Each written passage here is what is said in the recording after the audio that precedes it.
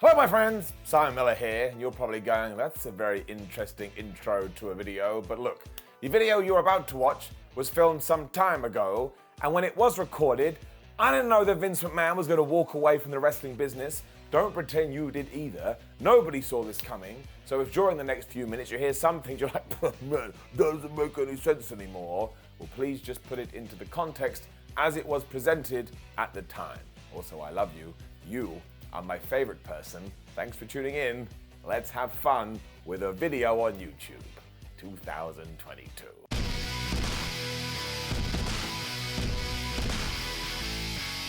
We shall start at the top with number 10 and what inspired this list, because on Raw recently we were having a tag team match with AJ Styles and Ezekiel taking on The Miz and Ciampa.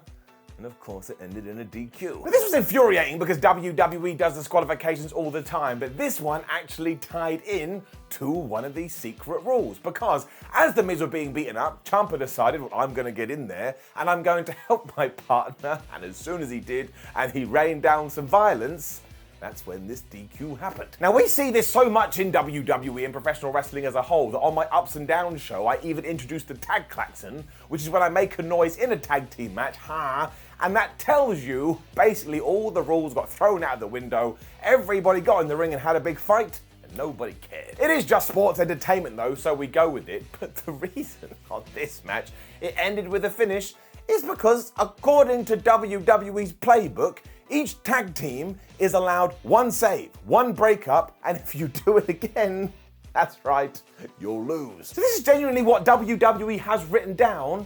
They just choose to use it sparingly, which will send you absolutely crazy because you're like, well, how the hell am I meant to keep up with that? But don't shoot me, I'm just the messenger. It's also one of those weird things that's never going to go away, as is number 9, the reaction when a referee is hit. Because you must have seen this, and if you haven't, it means you only started watching wrestling yesterday. But even if a referee gets looked at in the wrong direction, they throw themselves to the floor. They're like, oh no, I'm never going to be able to get back up. Now, of course, we do this because some heels are about to do some shenanigans. But if you don't understand the context, it looks ridiculous. Now, of course, the reason we have to do this is to allow the bad guys to do their bad thing, but this is what referees are told. They are told, look, if somebody runs into you or somebody even gives you a bit of a push, you have to oversell it, and if you don't, you're fired.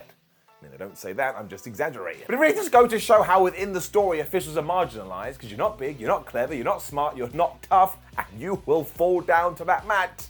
Don't piss me off. Which is a nice segue into number 8, or the hard camera. Don't look at it. Now, this has been a Vince McMahon edict for a while on both Raw and SmackDown, and I can only presume it's because he now sees himself as some sort of TV executive. Therefore, both of his programs are like soap operas, and you never tune into a sitcom and see an actor look at the camera, and therefore wrestlers can't do it either. Now, if you do reach a certain level, this secret rule is kind of kicked out the window and you can do whatever you want, but otherwise, you have to pretend that you're in this bubble world where you don't know things are being filmed, even though clearly they are, because they're being broadcast onto TV. So I think we should stop talking about this because it hurts my head a lot, even more so because it is professional wrestling, so why wouldn't you treat it as such? And it's the same for number 7, all the flipping banned words. So I went and found a few online because I thought it would be more fun, and this is just a selection, there were so many more. But you can't say belt, title shot, non-title match, hospital, wrestler fan, blood strap, strangle, blood, which is always funny, because it means the commentators have to be all like, oh my gosh, look at the red liquid pouring forth from his brow, like it's 1874 or something. Headshot, DQ, trauma, violence, kill, murder, card, or victim. Someone even said you can't say mofo. That killed me. No one would ever tell you this live on TV though, you're just informed in the back, you're not allowed to say it.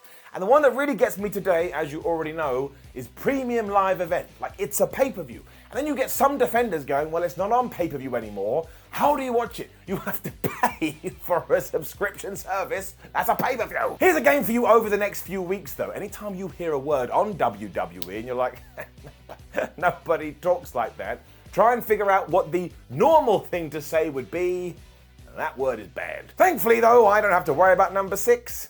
You can't cut your hair without permission anyway, and this would truly freak me out. Because if I was a WWE superstar, and you can add that to the list, I bet nobody informs you of this. So if you do turn up to a show, and you want a little bit of a trimmy trim, and you do it, someone from management is going to come up to you and say, "You absolute bastard." Now, it does make sense why you'd have to get the green light here, because we are talking about millions and millions of dollars. So if somebody's about to make the Simon Miller Rogue 7.2 action figure, and it comes with wig accessory, and then I go do something to these wonderful locks, all of a sudden, this figure is out of date and it may not sell as much. So we have potentially wasted a money maker there, and it's why the video game struggles so much, because eventually they have to draw a line under their roster and go, "Nope, this is our 120 people or whatever."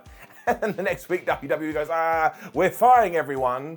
Someone at 2K probably stares off into the distance and says, "Why?" Seriously though, go and Google some stories if you want to be distracted for a couple of hours. Some of the tales, absolutely hilarious. You could also do this with number 5.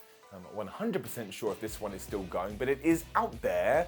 Wrestlers are not allowed to climb the ropes during their entrances. Now right away you're going to shout something like Randy Orton at me, and I think he was doing this before the rule came in, so he was allowed to keep on doing it, and I'm sure given your placement on the card, there's probably an exception. But you can find people talking about this as soon back as 2021, so you have to assume that it's still enforced a little bit. It is definitely a secret though, so here's what I did. I went and did some research, and I took someone like Ricochet, because he's a flippy dippy doodah guy, and you'd have to assume when he gets to the ring, he'd be like, "Man, I want to climb those ropes." And he does do this, but only when he was the Intercontinental Champion. And before that, and as soon after as he'd lost it, he never climbed the ropes again. So please do let me know if there's an exception to this. Although I watch so many, my Google history is ruined for days. But I think this is what it comes down to. So I'm gonna say it still exists. And what is defo true is that you can't wear white. In at number 4, this one is crazy. This is mad because wrestlers look great in white, but we've heard Seth Rollins and Roman Reigns outwardly talk about this, so it must be accurate. Now I will give you the quote too in order to get some substance here, because Seth said the reason he isn't allowed is due to Vince, here comes the quote, "because he's a weird old man that doesn't understand that people think it's the coolest gear they've ever seen. He doesn't get it." Now of course when Rollins said this, he did it with some jest, but you can't argue with that. Roman also has a story too, because he said, "I had white on the vest and the gloves and stuff, and they had a white trim on it. I matched it up and I thought it looked sweet. One person didn't, and he's a very important person, so..." And he means Vince McMahon. And look, seriously, if they can't wear it, forget about it. Let's go for an easier one at number 3, because you know this, I know this, it's the worst kept secret ever. If you are a WWE wrestler wrestling in your hometown, you're gonna lose. I never understood this one because it's so easy. However, if you are billed from Cleveland, Ohio, and then you find yourself having a match in Cleveland, Ohio, you may as well just walk to the ring and lay down, because you ain't winning. WWE just wants you to be laughed at because you are a massive goober, but this actually comes down to heat. That's right. WWE believes a great way to get a heel booed is for them to beat the babyface in their hometown. I'll be completely honest with you, I'm sure this was true in the past. I don't think it really works now. I think this is also because in 2022, we're just desperate for happiness and peaches and cream. If we could change this, I'd appreciate it, thank you please. And also change number 2, which is apparently, unless your name is John Cena, you ain't allowed to do the yay boo spot. I mean, talk about party poopers, although we do have to caveat this by saying it did come from a leaked Raw document back in 2016 that had slap bang in the middle of the page, no yay boo spots, unless your name is Jonathan Cena. I mean, that doesn't make sense to anyone unless you're a wrestling fan, and it's barely a sentence. And it's hard to know whether Vince McMahon just hates this kind of a thing but understood that Cena was going to get it anyway, so we may as well allow him to do it, or whether he wanted to protect this for John Cena and John Cena alone. But that one doesn't make any sense, because what if you're 2 other wrestlers and the whole yeah boo thing starts happening in the crowd? Do you just like throw yourself on the floor and be like, shut up? I mean, there's nothing you can do. So sometimes I really do think that WWE focuses on things that doesn't matter, which is exactly what I'm going to do for number 1, but it's still true. The referee's 10 count isn't 10 seconds. Now this one is obvious because you only have to see it once to figure it out, but if it's not measured in seconds, what the flub is it measured in? Because even if it is similar, no referee is going to have the exact same count as somebody else, meaning every single count out we've ever seen doesn't have any kind of synergy to it, meaning every match we've ever seen is a total farce. Somebody did do an average once and said it was closer to 35 seconds, and while I think that's exaggerated, it just goes to show. And also, how once again do you explain this to someone that doesn't watch wrestling? They'll be like, what do you mean it's not 10 seconds? You have to go, yeah, it's just a pile of baloney and you should totally ignore it, and then they're gonna slap you because that's what happened. And also, I tell you, it makes me mad because everybody's walking around going, kayfabe was killed by social media. No. Kayfabe was killed by the referee's 10 count, which has nothing to do with a 10 count. I know, the only reason we do outside stuff is to have some kind of segment with a heel. Let me have my fun. Know of any other rules that are WWE secrets? Make sure you let us know in the comments below, and don't forget to like the video, share the video, and subscribe. Then head over to whatculture.com where you can read yourself some articles, some of which will be like this. Make sure you follow us on social media, and we have other videos. And listen, watch me.